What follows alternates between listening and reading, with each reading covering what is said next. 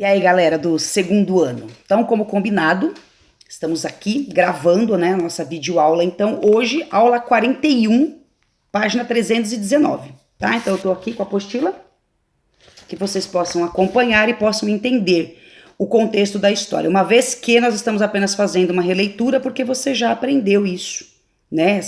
Esse tema, Revolução de 30, que é quando a gente cita, então, a chegada de Getúlio Vargas no poder.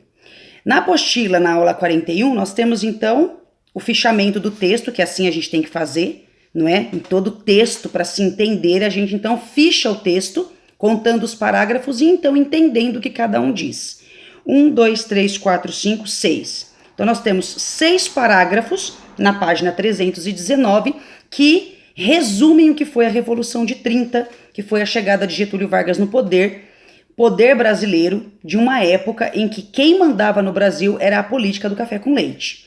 Política do café com leite é essa, que você sabe que é a alternância na presidência da República entre presidentes paulistas e mineiros. Então, uma hora, como diz o parágrafo 1, é uma alternância de poder entre mineiros e paulistas. Então, a gente sabe que a galera está acostumada nessa época com as oligarquias cafeeiras e as oligarquias do leite, que é a galera que manda, né, em São Paulo e Minas, que vão ficar no poder do Brasil, poder federal, poder do presidente. Claro que a gente sabe que os outros estados não estão satisfeitos com isso.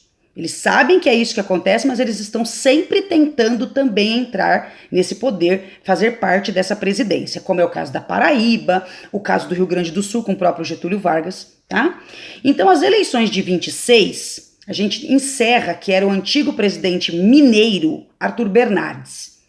Pela alternância, quem seria agora? Um paulista. Beleza, entregou para o Washington Luiz, próximo presidente do Brasil, o Washington Luiz, paulista. O Washington Luiz ficou então até 29, tendo que entregar a presidência para alguém em 30.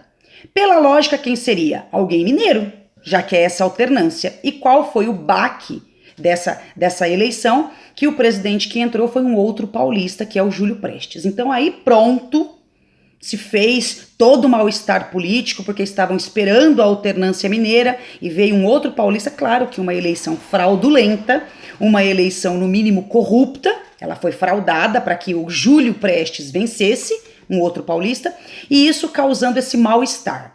E aí vem então, brigando pela recontagem de votos, por esse poder, os outros estados, e causando ainda mais indignação no Getúlio Vargas. Por quê? Porque o Getúlio Vargas era o concorrente direto de Júlio Prestes. Pelo discurso populista dele, ele tinha certeza, e a boca de urna tinha certeza também, as intenções de voto, de que quem venceria seria Getúlio Vargas. Por ser diferenciado, por trazer um discurso populista, por trazer um discurso longe daquele do café com leite, as pessoas estavam de saco cheio de tudo isso, então vamos votar no inovador. E Getúlio Vargas venceria. Na intenção de voto, sim. E a surpresa foi essa, o vencedor foi o Júlio Prestes, causando esse mal-estar e incentivando ainda mais a oposição a reagir. Nesse caso, o Brasil já estava vivendo seu inferno astral. Na década de 29, ali na década de 20, né? No ano de 29, o Brasil enfrentou uma grande crise, que vocês conhecem como crise de 29, que é a quebra da Bolsa de Valores de Nova York. Que uma coisa tem a ver com a outra, né? O que Nova York tem a ver com o Brasil? Na verdade, a Bolsa de Nova York, ela era a maior bolsa de investimentos, né? Que se tinha no mundo capitalista. E todos os países praticamente do mundo, se não for todos, são quase todos, inclusive Europa e Brasil na América, nós tínhamos investimentos nessa bolsa. Então, quando quebra a Bolsa de Nova York, obviamente quebra-se a economia desses países investidores. Nós tínhamos investimentos na bolsa, nós éramos exportadores de café, e a galera comprava o nosso café.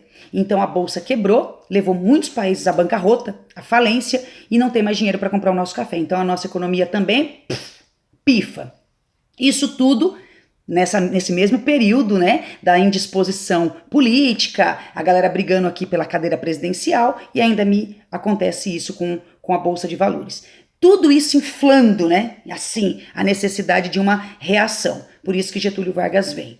Em 1930, o Júlio Prestes iria assumir, mas nem conseguiu, porque o próprio Getúlio impediu, com armas nas mãos, apoiados por seus seguidores, a grande maioria militares, porque ele era militar e ele tinha um discurso de apoiar os militares, então a galera foi em peso para poder apoiar Getúlio. Getúlio saiu lá do Rio Grande do Sul, porque ele era gaúcho, apoiado aí pelos seus outros gaúchos, e assumiram então o poder no Rio Grande do Sul, que era a capital do Brasil nessa época. Tá? Então, o segundo parágrafo vai dizer exatamente isso, que é a crise de 29. Vocês podem ir acompanhando o texto comigo e grifando certas partes, porque necessita-se de mais atenção, tá? O contexto não era favorável à continuidade do controle político de São Paulo e Minas, isso é muito bom. Depois vai falar da crise de 29, que agravou aí o cenário econômico do Brasil, e até então as eleições de 30, que é onde vai ter essa fraude aí, né? Com o estouro da crise de 29 em Nova York, cadê aqui? O controle federal passou para as mãos dos cafeicultores mais ricos do país. O Washington Luiz vai indicar o Júlio Prestes, desagradando profundamente os mineiros e o resto do Brasil, né, que na época era um mineiro que era para entrar. O Antônio Carlos, ele era de Minas, então seria ele o próximo presidente, mas o Júlio Prestes entrou. Entrou não, tentou, né? Aí vamos falar no quarto parágrafo, os políticos mineiros descontentes apoiaram Getúlio Vargas, que era um candidato da Aliança Liberal lá do Sul, não é? E o seu vice era um paraibano, o famoso João Pessoa. Aí pronto, né? O que já estava ruim ficou pior. Porque o João Pessoa se envolveu num problema pessoal aí e acabaram matando esse cara. João Pessoa foi assassinado. Por isso que a capital da Paraíba hoje é João Pessoa, né? Em homenagem a esse cara. E ele era vice do Getúlio. Então pronto, tudo serviu para a teoria da conspiração, né? Para poder não deixar Getúlio assumir mesmo. Isso deu um impulso ainda maior para que Getúlio reagisse. Os tenentes, que era a galera do militarismo que estava exilado por conta do movimento tenentista que tinha tido no Brasil no ano de 22, eles tinham se revoltado contra a política brasileira, os militares estavam muito insatisfeitos, então muitos deles haviam sido exilados, eles estavam humilhados, e o Getúlio vinha com o discurso de apoiá-los, né, de trazê-los novamente, né, de dar anistia a eles. Então eles apoiaram Getúlio. Então esses tenentes apoiaram Getúlio Vargas, tinha o líder, que era o Luiz Carlos Prestes, e aí apoia Getúlio, então Getúlio fica ainda mais forte. Por último, o resultado das urnas foi frustrante, não é? Todo mundo achou que era Getúlio que ia vencer, acabou vencendo Júlio Prestes, tá aqui, ó, saiu vitorioso, porém o político paulista não tomou posse. Logo após tudo isso, conta aqui, né, que o João Pessoa foi assassinado, o crime comoveu o país e a oposição, fortalecendo ainda mais Getúlio Vargas, aproveitou o momento e a instabilidade para dar o golpe. Golpeou! Entrou na política sem ser chamado, chamamos de golpe a todo movimento político que o presidente entra, ou um governante entra sem ser convidado, tá? Então, como ele não foi eleito, ele deu um golpe, né? Isso é conhecido como Revolução de 30, foi uma manobra política, por isso que muitos dizem que a 1930 foi uma revolta ou foi uma revolução. Alguns dizem que foi revolução porque mudou completamente a política, ele quebrou a política do café com leite, né?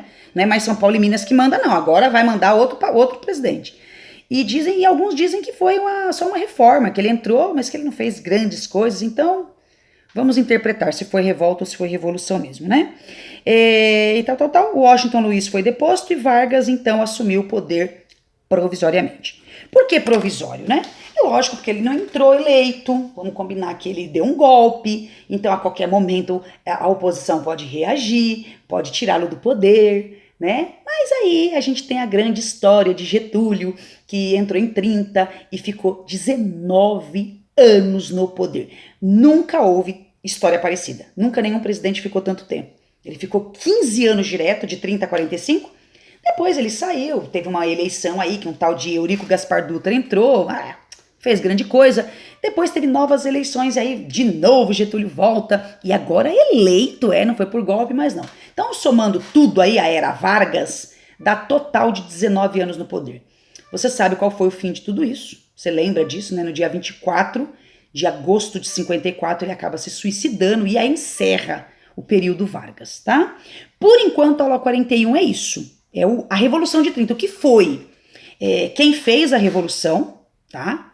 Fez quando e fez por quê?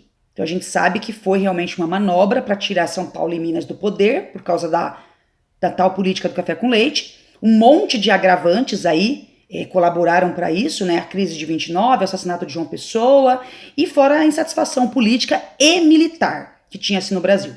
A galera apoiou Getúlio, teve eleição, o Júlio Prestes venceu, todo mundo ficou frustrado e o Getúlio se sentiu forte para isso e deu o golpe e entrou. Não deixou o Júlio assumir e assumiu no lugar dele, tá bom? Gente, é isso, aula 41 é isso, aí eu quero que vocês façam exercício, tá? Temos 2 exercícios para fazer na 319 e 320, e aí na próxima aula de quinta-feira, a primeira coisa que eu vou fazer, tá? É entrar na aula, te dar bom dia e esperar o gabarito, tá? Porque aí eu tenho certeza que você assistiu o vídeo, né? Porque vocês solicitaram a aula vídeo, não é verdade? Eu acreditando que vocês vão assistir e que vocês vão aprender alguma coisa. Porque não adianta nada gravar vídeo e você também não assistir. Então, fica aí um teste. Você está assistindo esse vídeo? Então faz o exercício. Quando for na quinta-feira, na próxima aula, a nossa primeira aula, a primeira coisa que eu vou fazer no grupo lá do Telegram, te dar bom dia e dizer assim, estou aguardando. Pronto, vou até escrever aqui, ó. Estou aguardando. Essa é a minha palavra-chave, essa é a senha, estou aguardando. Aí vai ter algum aluno que vai dizer assim, está aguardando o quê, professora? Aí eu falo, tá vendo? Não assistiu o vídeo, né? Então é um teste para vocês aí, né, que preferiram vídeo, pra gente alternar vídeo e aula online para não ficar tão maçante, mas não adianta nada a professora fazer a parte dela, gravar vídeo, se esforçar, baixar no YouTube, você quer lá, te mandar o link para não encher a caixa de armazenamento e você não participar de tudo isso, tá bom? Então estou aguardando. Quinta-feira a gente faz a correção. Qualquer dúvida, pode me perguntar, pode me chamar no chat, pode me chamar no privado, foi no YouTube, sei lá, foi no Google, viu uma curiosidade, vamos explorar isso aqui? Conversem comigo, que a gente tá aqui para isso. Um beijo, fiquem com Deus e até quinta-feira.